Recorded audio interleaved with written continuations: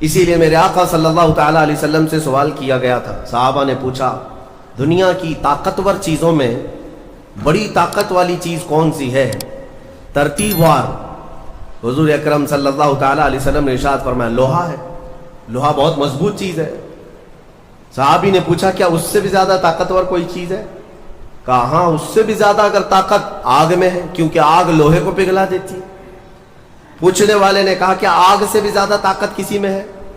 حضور نے فرمایا ہاں، پانی میں ہے، پانی آگ کو بھی بجھا دیتا ہے، پانی کی طاقت بہت زیادہ ہے، سونامی پانی ہی سے تو آتا ہے۔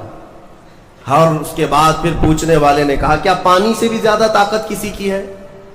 آپ صلی اللہ علیہ وسلم نے فرمایا ہاں، دنیا میں سب سے زیادہ طاقت ہوا کے اندر ہے، وہ پانی ہو کہ لوہا ہو کہ آگ ہو، سب کو ہوا اڑا لے جاتی ہے۔ اور ہوائیں جب جوش میں آئیں یا جلال میں آئیں تو بڑے بڑے پہاڑ بھی کھسک سکتے ہیں۔ ہواؤں کی طاقت کا اندازہ تم نہیں لگا سکتے، گھروں کی چھتیں اکھاڑ لیں گی اور لوگوں کو تہس نہس کر دیں گی ہوائیں اگر جلال میں آئیں۔ تو پھر پوچھنے والے نے پوچھا کیا اس سے بھی زیادہ طاقت کسی کے اندر ہے؟ حضور پاک صلی اللہ علیہ وسلم نے فرمایا ہاں، ایک چیز میں ہے اور اس سے زیادہ پھر کسی کی چیز میں نہیں۔ پوچھا وہ کیا ہے؟ میرے آقا صلی اللہ علیہ وسلم فرماتے ہیں اس ہاتھ میں ہوا سے زیادہ طاقت ہے جو اللہ کی راہ میں عطا کیا تو دوسرے ہاتھ کو خبر نہ ہو۔ یہ اخلاص والا ہاتھ، اخلاص والا ہاتھ کہ اسے خود خبر نہ ہوئی ہو کہ اس نے اللہ کی راہ میں دیا ہے تو کتنا دیا، کیسے دیا۔ میرے عزیزو، یہ اس کو اخلاص کہتے ہیں، یہ خالص اللہ کے لیے دیا، خالص اللہ کے لیے دیا، اس کی طاقت بہت زیادہ ہے۔ اب آپ کو میں وہ نکتہ بھی سمجھا دوں، اولیاء اکرام کی کرامتیں سنتے رہتے ہیں، میاں وہ کیا کھا کر کے اتنی طاقت بنائے تھے۔ غوث پاک رضی اللہ تعالیٰ عنہ بغداد میں بیٹھے ہوں اور دریا میں اگر سیلاب یا طوفان آ جائے اور کشتی بھنور میں پھنسنے لگے تو کئی واقعات ہیں کہ کشتی میں بیٹھے ہوئے مسافروں نے دیکھا کہ غوث پاک تشریف لائے، ان کی کشتی کو سل دیا، سنبھالا۔ جن کشتیوں میں پھٹن تھی یا پانی آ رہا تھا، یہ طاقت کیسے، یہ تصرف کیسے ان کے پاس حاصل ہوا؟ کوئی کھانا پانی ایسا ہے دنیا میں جس کو کھانے کے بعد اتنی بڑی طاقت مل جاتی ہے؟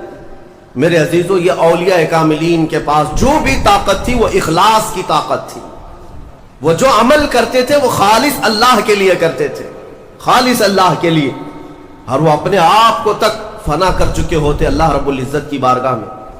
اسی لیے میرے عزیزو، ان طاقتوں کے سامنے دنیا کی کوئی طاقت ٹک نہیں پاتی، اخلاص کی طاقت۔ آج تم کر کے تو دیکھو، اللہ رب العزت کی بارگاہ میں اگر مخلص ہو گئے تو شیطان جو چیلنج کر کے آیا تھا اللہ کی بارگاہ میں، لَأَقْعُدَنَّ لَهُمْ صِرَاطَكَ الْمُسْتَقِيمَ، مولا میں تیرے سیدھے راستے پر بیٹھ جاؤں گا، جو بھی تیرے سیدھے راستے سے گزرے گا میں اس کو بہکاؤں گا، کبھی دائیں جانب سے، کبھی بائیں جانب سے، کبھی آگے سے، کبھی پیچھے سے۔ قرآن کی آیت میں بتا رہا ہوں آپ کو، 8ویں پارے میں اللہ نے فرمایا، شیطان یہ چیلنج کیا اللہ سے، قیامت تک تو مجھے مہلت دے دے، میں تیرے بندوں کو بہکاؤں گا۔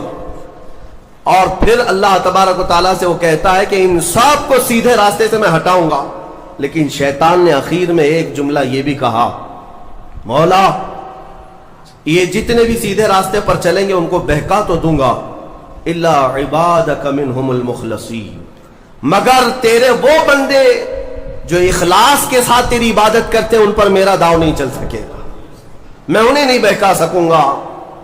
اب اندازہ کرو کہ شیطان جس کے پاس ساری طاقتیں آ جاتی ہیں باطل طریقے سے وقتی طور پر، وہ عاجز آ گیا تو پھر دنیا کی یہ چھوٹی موٹی طاقتیں تمہارا کیا بگاڑ لیں گی؟ اگر اخلاص تمہارے اندر آ جائے، خلوص کی دولت آ جائے، دنیا میں جو کچھ بھی کر رہے ہو سب دکھاوے کے لیے نہیں ہے، کچھ عبادتیں ایسی ہیں جو تمہارے ساتھ راز رہے تمہارے اور تمہارے پروردگار کے بیچ۔ ہر بات کی تشہیر کرنا ضروری نہیں ہوتا کہ لوگوں کی مدد آپ نے کیا تو پیپر میں چھاپ دیا، اور آپ کوئی نیکی کر رہے ہیں تو ضروری نہیں ہوتا کہ ہر چیز کی تشہیر کی جائے۔ ہاں، کچھ چیزوں میں حکمت اور مصلحت ہو سکتی ہے کہ لوگوں کو نیکی کی طرف بلانے کے لیے اعلان کیا گیا ہو، لیکن ہر چیز میں نہیں۔ عزیزان گرامی وقار، اخلاص جب کسی کے پاس ہو تو ایک اور حدیث میں آپ کو بتا دوں، بندے جو عبادت کرتے ہیں نا یہاں پر دنیا میں بھی سب کا کچھ نہ کچھ ایک غرض ہے, کچھ نہ کچھ ایک مقصد ہے. آپ نماز کے لیے آئے ہیں یا نیکیاں کر رہے ہیں یا گناہوں سے بچ رہے ہیں تو کوئی تو غرض ہوگی. حدوں میں سے ایک چیز ہوگی, جہنم کا خوف ہوگا, اللہ کے عذابات سے ڈر لگتا ہوگا, اس لیے نماز پڑھ لیتے ہیں, پوری اپنی صحیح کر لیتے ہیں.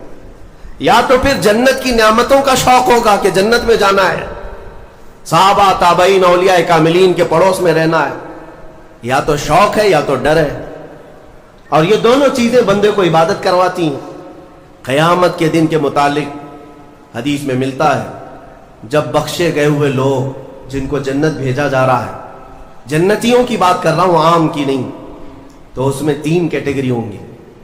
ایک جماعت ہوگی جن سے اللہ تعالیٰ فرمائے گا کہ اے بندو, تمہارے اوپر آج جنت کھول دی گئی, تم بخش دیے گئے ہو, تم عبادت کرتے تھے دنیا میں, بتاؤ کیوں کرتے تھے؟ وہ بندے کہیں گے کہ مولا تیری جہنم سے بڑا ڈر لگتا تھا, اس کے عذابات کا خوف تھا, اس لیے ہم عبادت کرتے تھے. رب تعالیٰ فرماتا ہے کہ جس چیز سے تم ڈرتے تھے میں نے آج بچا لیا, جاؤ میری جنت میں. ان کو جنت بھیج دیا جائے. دوسری ایک جماعت, ان سے رب تبارک و تعالیٰ پوچھے گا تم کیوں عبادت کرتے تھے, تم بھی جنت کے مستحق ہو گئے ہو, آج بخشے گئے ہو.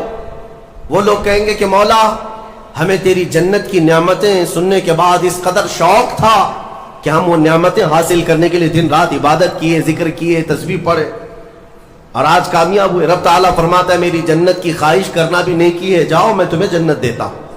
وہ بھی جنت میں چلے گئے. تیسری جماعت تھی, ان سے پوچھا جائے گا تم کیوں عبادت کرتے تھے, تم بھی آج جنت کے مستحق ہو گئے. وہ کہیں گے کہ مولا ہمیں تیرے جہنم کے عذابات کی بھی پرواہ نہیں, اور نہ ہی تیری جنت کی نعمتوں کی خواہش, بلکہ ہم تو صرف اور صرف تیری رضا کے لیے کرتے تھے, تو راضی ہو جا, ہم جنت اور دوزخ کے لیے نہیں. تو رب تبارک و تعالیٰ فرماتا ہے کہ یہ میرے مخلص بندے ہیں, خالص پیور